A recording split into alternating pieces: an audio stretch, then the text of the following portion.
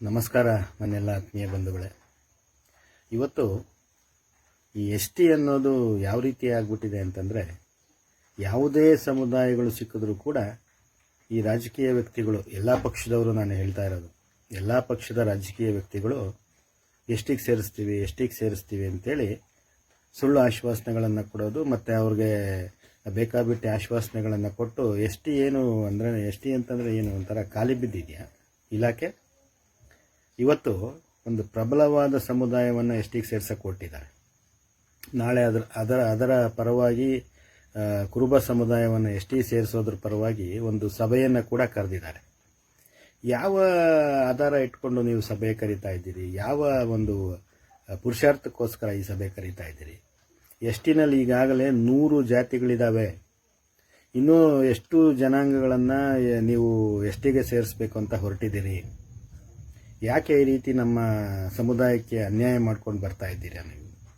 ಯಾಕೆ ನೀವು ಬೇರೆ ಯಾವುದೋ ಒಂದು ಕ್ಯಾಟಗರಿ ಫಿಕ್ಸ್ ಮಾಡಿ ಅದಕ್ಕೆ ಇಷ್ಟು ಪರ್ಸೆಂಟೇಜ್ ಅಂತ ರೈಸ್ ಮಾಡಿ ಅದನ್ನು ಕೊಡೋದಕ್ಕಾಗೋದಿಲ್ವಾ? ಎಸ್-ಟಿನೇ ಯಾಕೆ ನಿಮ್ಮ ಎಲ್ಲರ ಒಂದು ಕಣ್ಣಲ್ಲಿ ಎಸ್ ಟಿ ಅಂತ ಬಿದ್ದುಬಿಟ್ಟಿದೆ? ನಾವು ಎಸ್-ಟಿಗೆ ಸೇರ್ಕೋಬೇಕಾದ್ರೆ ನಾವು ಈ ದೇಶ ಮತ್ತು ಈ ನಾಡಿಗೋಸ್ಕರ ಮಾಡದಂಥ ತ್ಯಾಗ ಬಲಿದಾನಗಳು, ನಾವು ನಾಶ ಮಾಡ್ಕೋದಂಥ ನಾವು ಆಳ್ತಾ ಇದ್ದಂಥ ಸಂಸ್ಥಾನಗಳು, 77 ಸಂಸ್ಥಾನಗಳು ನಮ್ಮ ಕೈಯಲ್ಲಿಲ್ಲ ಇವತ್ತು. ಆ ಸಂಸ್ಥಾನಗಳ ಜೊತೆಗೆ ಆ ಸಂಸ್ಥಾನದ ಅಧೀನದಲ್ಲಿದ್ದಂಥ ಭೂಮಿಗಳು ನಮ್ಮ ಕೈಯಲ್ಲಿಲ್ಲ. ನಮ್ಮ ನಾಯಕ ಜನಾಂಗದವರು ವಾಸಿಸ್ತಾ ಇರತಕ್ಕಂಥ ಸ್ಥಳ ಪ್ರದೇಶಗಳು ನೋಡಿ, ಬರೀ ಬರಡು ಭೂಮಿಗಳು. ಅದು ಕೂಡ ಅವ್ರ ಹತ್ರ ಒಂದು ಕುಂಟೆ ಜಾಗನೂ ಕೂಡ ಇಲ್ಲ. ಈಗೀಗ ಸ್ವಲ್ಪ ನಮ್ಮ ಸಮುದಾಯ ಮೇಲೇಳಕ್ಕೆ ಪ್ರಯತ್ನ ಪಡ್ತಾ ಇದೆ.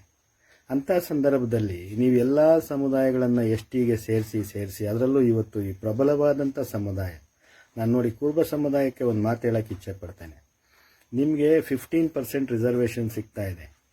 ಅದರಲ್ಲಿ ಮೇಜರ್ ಕಮ್ಯುನಿಟಿ ಇರೋದು ನಿಮ್ಮದೇನೆ. ಅದರಲ್ಲಿ ಎಲ್ಲ ಬೇರೆ ಕಮ್ಯುನಿಟೀಸ್ಗಿಂತ ಜಾಸ್ತಿ ಸೌಲಭ್ಯ ಪಡ್ಕೊಳ್ತಾ ಇರೋದು ಕೂಡ ನೀವೇನೆ. ಎಸ್-ಟಿಗೆ ಬಂದರೆ ನಿಜವಾಗ್ಲೂ ಹೇಳ್ತೀನಿ ನೋಡಿ, ಏನೂ ಸಿಗೋದಿಲ್ಲ ನಿಮಗೆ. ಯಾವ ಫೆಸಿಲಿಟೀಸ್ ಸಿಗಲ್ಲ, ಗೌರ್ಮೆಂಟ್ ಜಾಬು ಸಿಗೋದಿಲ್ಲ, ಏನೂ ಸಿಗೋದಿಲ್ಲ. ಇದನ್ನು ದಯವಿಟ್ಟು ನೀವು ಮೈಂಡಿಂದ ತೆಗೆಯೋದು ಒಳ್ಳೆಯದು. ಎಸ್-ಟಿ ಅಂದ್ಕೊಂಡು.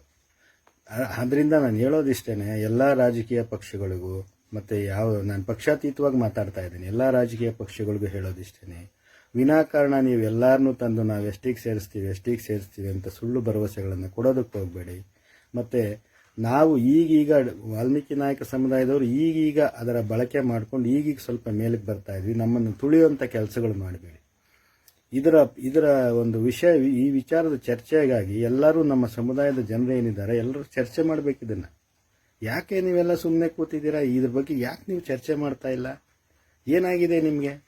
ನಮ್ಮ ಸಮುದಾಯಕ್ಕೆ ಅನ್ಯಾಯ ಆಗ್ತಾ ಇದೆ ಅಂತಂದಾಗ ಅದನ್ನು ನೀವು ಒಕ್ಕೋರ್ಲಿಂದ ಇದು ತಪ್ಪು ಅಂತ ಹೇಳೋವಂಥ ಧೈರ್ಯ ಎಲ್ಲೋಗಿದೆ ನಿಮಗೆ? ಯಾವ ಸರ್ಕಾರ ಇದ್ರೆ ಏನು, ಯಾವ ಪಕ್ಷ ಇದ್ರೆ ಏನು? ಪಕ್ಷಾತೀತವಾಗಿ ನಮ್ಮ ಸಮುದಾಯಕ್ಕೆ ಅನ್ಯಾಯ ಆದಾಗ ಪಕ್ಷಾತೀತವಾಗಿ, ರಾಜಕೀಯಾತೀತವಾಗಿ ನೀವು ಹೋರಾಟ ಮಾಡಬೇಕು. ಯಾಕೆ ನೀವು ಹೋರಾಟಗಳು ಮಾಡ್ತಾ ಇಲ್ಲ? ಯಾವುದೇ ಕಾರಣಕ್ಕೂ ನೋಡಿ, ನನ್ನ ಮನವಿ ಇಷ್ಟೇ, ಯಾವುದೇ ಕಾರಣಕ್ಕೂ ಬಲಿಷ್ಠ ಸಮುದಾಯಗಳನ್ನು ಕುಲಶಾಸ್ತ್ರೀಯ ಅಧ್ಯಯನ ಮಾಡಿದೆ. ಅಧ್ಯಯನ ಎಲ್ಲಿದೆ? ಆ ಕುಲಶಾಸ್ತ್ರ ಅಧ್ಯಯನ ಮಾಡಿರ್ತಕ್ಕಂಥ ರಿಪೋರ್ಟ್ ಎಲ್ಲಿದೆ? ಏನು ಹೇಳುತ್ತೆ ಕುಲಶಾಸ್ತ್ರ ಅಧ್ಯಯನ? ಯಾವ ಆಧಾರದ ಮೇಲೆ ನೀವು ಕುಲಶಾಸ್ತ್ರ ಅಧ್ಯಯನ ಮಾಡಿದ್ದೀರಿ? ಇದೆಲ್ಲ ತಗೊಂಡು ಆ ರಿಪೋರ್ಟ್ ಜನಗಳಿಗೆ ಬಹಿರಂಗಪಡಿಸಿ. ನೀವು ಏನು ಇಲ್ಲದೇನೆ ಏಕಾಏಕಿ ನಾವು ಎಸ್-ಟಿಗೆ ಸೇರಿಸ್ಬಿಡ್ತೀವಿ ಅಂಥೇಳಿ ಸಭೆ ಕರೆಯೋದು, ಇದು ನಿಜಕ್ಕೂ ನಮ್ಮ ವಾಲ್ಮೀಕಿ ನಾಯಕ ಜನಾಂಗಕ್ಕೆ ಮಾಡ್ತಾ ಇರ್ತಕ್ಕಂಥ ಅನ್ಯಾಯ. ಇದನ್ನು ನಿಜಕ್ಕೂ ನಾನಂತೂ ಸಹಿಸೋದಿಲ್ಲ. ನಮ್ಮ ಸಮುದಾಯದವರು ಕೂಡ ಇದಕ್ಕೆ ಮೇಲೆದ್ದು ಒಂದು ಉತ್ತರವನ್ನು ಕೊಡಲೇಬೇಕಾಗ್ತದೆ. ಎಲ್ರಿಗೂ ಒಳ್ಳೆಯದಾಗಲಿ. ಜೈ ವಾಲ್ಮೀಕಿ.